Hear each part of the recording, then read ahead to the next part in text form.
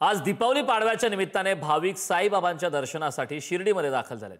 या सुट्ट्यांमध्ये शिर्डीला येणाऱ्या भक्तांचा ओघ लक्षात घेता साईबाबा संस्थानच्या वतीने दर्शनाची तसेच निवासाची चोख व्यवस्था केली आहे। त्याचबरोबर भक्ताच्या सुरक्षेचीही काळजी घेतली जाते। दर्शन रांगेतून गर्दीचा आढावा घेतलाय आमचे प्रतिनिधी प्रशांत शर्मा यांनी।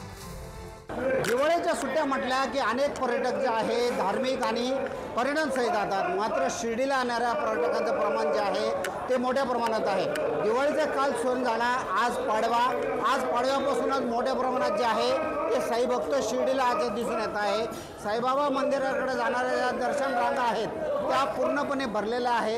एरवी भक्तांना जे आहे अंडरग्राऊंडवरून सोडलं जातं, मात्र गर्दी लक्षात घेऊन आता वरच्या मार्गाने थेट मंदिरात सोडलं जात आहे। जी दर्शन रांग आहे त्या सगळ्या भरलेल्या दिसून येत आहे। आज पाडवा आणि त्यानंतर उद्या येणारी भाऊबीज आणि पुढचे काही दिवस ही जी शिर्डीची गर्दी आहे ती अशीच टिकून राहणार दिसते।